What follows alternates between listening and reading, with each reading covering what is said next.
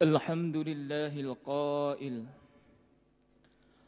قل يا أيها الكافرون لا أعبد ما تعبدون ولا أنتم عابدون ما أعبد ولا أنا عابد ما عبدتم ولا أنتم عابدون ما أعبد لكم دينكم ولي دين. أشهد أن لا إله إلا الله وحده لا شريك له وأشهد أن سيدنا محمدا عبده ورسوله. اللهم صل وسلم على سيدنا محمد أفضل المخلوقين وعلى آله وصحبه ومن تبعهم بإحسان إلى يوم الدين. أما بعد فيا عباد الله أوصيكم وإياي بتقوى الله فقد فاز المتقون. Sidang Jumaat yang dirahmati Allah, saya berpesan kepada diri saya dan menyeru kepada sidang Jumaat yang dikasihi sekalian, marilah sama-sama kita bertakwa kepada Allah Subhanahu wa Ta'ala dengan sebenar-benar takwa, serta melaksanakan segala perintahnya dan menjauhi segala larangannya.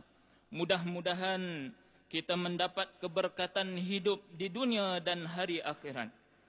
Mimbar hari ini akan memperkatakan khutbah bertajuk Budaya Kesesatan.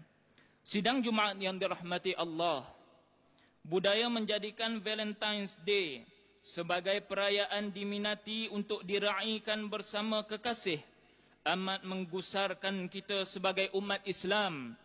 Ada yang mengirimkan kad ucapan dan hadiah, mengumandangkan lagu-lagu cinta dan asmara, membuat upacara tari-menari, mengadakan acara makan malam dengan disinari cahaya lilin, bertukar-tukar perasaan di taman-taman bunga, sehingga berkucupan dan akhirnya sanggup menggadaikan kehormatan diri sendiri demi membuktikan kesetiaan kepada teman dan pasangan masing-masing. Menurut Ken Swigger, perkataan Valentine berasal daripada bahasa Latin yang bermaksud yang maha perkasa, yang maha kuat, yang maha kuasa. Digunakan pada zaman Rom kuno kepada Nimrod dan Lupercus, Tuhan orang Romawi, maka ianya telah melakukan suatu perbuatan yang bercanggah dengan akidah umat Islam dan dimurkai Allah Subhanahu wa Ta'ala kerana ia telah meminta seseorang menjadi sang maha kuasa, dan hal ini sama dengan usaha menghidupkan kembali semangat budaya pemujaan berhala. Berdasarkan kepada pandangan tokoh-tokoh agama, telah menyatakan bahawa menyambut atau meraihkan sambutan hari Valentine ini adalah bertentangan dengan syarak. Menurut panel kajian akidah dan juga panel kajian syariah Jabatan Kemajuan Islam Malaysia JAKIM, amalan ini adalah haram dan bertentangan dengan ajaran Islam. Begitu juga Jawatan Kuasa Fatwa Majlis Kebangsaan bagi Hal Ehwal Agama Islam Malaysia kali ke-71 yang telah bersidang pada 22 hingga 24 November tahun 2005 memutuskan bahawa amalan merayakan hari Valentine tidak pernah dianjurkan oleh Islam. Roh perayaan tersebut bercampur dengan perbuatan maksiat adalah bercanggah dan dilarang oleh Islam. Oleh itu, mimbar ingin menegaskan bahawa pengharaman dan larangan ini bukanlah kerana ingin menghalang keseronokan yang menjadi tren baru zaman moden ini, tetapi ianya berlandaskan kepada apa yang dinyatakan di dalam Al-Quran dan As-Sunnah. Justru, mimbar menyeru kepada jemaah sekalian dan umat Islam agar tidak merayakan hari tersebut kerana ianya bertentangan dengan ajaran Islam yang sebenar, serta boleh merosakkan akidah dan akhlak umat Islam. Janganlah hanya dengan alasan inginkan keseronokan serta mengikut peredaran zaman kita sanggup membelakangkan Al-Quran dan As-Sunnah. Ingatlah, agama Islam tidak sesekali melarang umatnya bercinta, kerana cinta adalah fitrah semula jadi manusia. Namun, mestilah berdasarkan hukum Islam, bukannya berteraskan hawa nafsu semata-mata.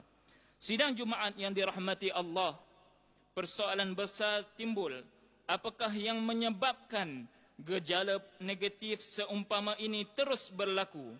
Berdasarkan kepada pemerhatian mimbar, antaranya kerana kualiti keimanan umat Islam yang semakin lemah dan kekaburan kita di dalam menegakkan prinsip-prinsip asas agama yang menjadi tunjang kehidupan seseorang Muslim. Janganlah hanya kerana mengejar cinta kita terpesong dengan cara hidup yang sebenar. Kita juga jangan lupa bahawa syaitan dan sekutunya telah berjanji kepada Allah Subhanahu wa taala untuk terus menyesatkan orang yang beriman. Firman Allah Subhanahu wa taala di dalam surah An-Nisa ayat 119. A'udzu billahi minasyaitonir rajim. وَلَأُضِلَّنَّهُمْ وَلَأُمَنِّيَنَّهُمْ وَلَآمُرَنَّهُمْ فَلَيُبَتِّكُنَّ آذَانَ الْأَنْعَامِ وَلَآمُرَنَّهُمْ فَلَيُغَيِّرُنَّ خَلْقَ اللَّهِ وَمَنْ يَتَّخِذِ الشَّيْطَانَ وَلِيًّا مِنْ دُونِ اللَّهِ فَقَدْ خَسِرَ خُسْرَانًا مُبِينًا. Maksudnya, dan sesungguhnya aku akan menyesatkan mereka dan memperdayakan mereka dengan angan-angan kosong dan menyuruh mereka membelah telinga binatang ternakan dan menyuruh mereka mengubah ciptaan Allah. Dan sesiapa yang mengambil syaitan menjadi pemimpin yang ditaati selain dari Allah, maka sesungguhnya rugilah ia dengan kerugian yang terang nyata. Ingatlah bahawa agama Islam sangat mengambil berat dalam memperbetulkan pegangan akidah umatnya supaya pandangan dan sikap mereka menjadi lurus dan tasawur mereka tentang sesuatu perkara menjadi jelas. Jangan kita mengikut contoh umat jahiliyah dahulu yang menganggap persoalan akidah hanya sekadar mengumumkan identiti diri dan melahirkan perbuatan baik semata-mata, sedangkan hakikat iman ialah panduan antara keyakinan di hati tentang dasar-dasar akidah dengan melaksanakan perintah Allah Subhanahu wa taala dan meninggalkan segala tegahannya. Firman Allah Subhanahu wa taala di dalam surah Al-Hujurat ayat 15. Innamal mu'minuna allazina amanu billahi wa rasulih ثم لم يرتابوا وجاهدوا بأموالهم وأنفسهم في سبيل الله أولئك هم الصادقون. Sesungguhnya orang yang benar-benar beriman ialah orang yang percaya kepada Allah dan Rasulnya, kemudian mereka tidak ragu-ragu lagi serta mereka berjuang dengan harta benda dan jiwa mereka pada jalan Allah. Mereka itulah orang-orang yang benar. Ayat ini jelas mengisyaratkan bahawa kualiti iman boleh diukur dan dinilai melalui amalan seharian. Banyak dan berkualitinya amal soleh seseorang itu, maka tinggilah kualiti iman yang dimilikinya, dan begitu jugalah sebaliknya. Oleh itu, iman yang sebenar adalah merupakan penjana kekuatan dan kecemerlangan ummah. Sidang Jumaat yang dirahmati Allah, menzahirkan kasih sayang kepada kekasih perlulah ada batasan selaras dengan fitrah manusia.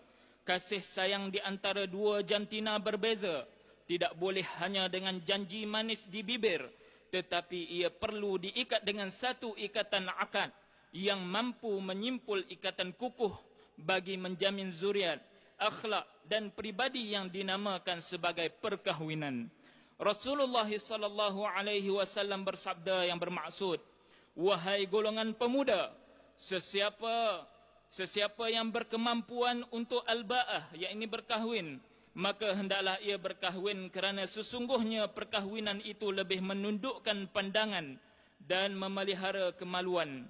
Sesiapa yang tidak mampu, maka hendaklah dia berpuasa kerana berpuasa itu penghalang baginya daripada syahwat. Riwayat Bukhari dan Muslim.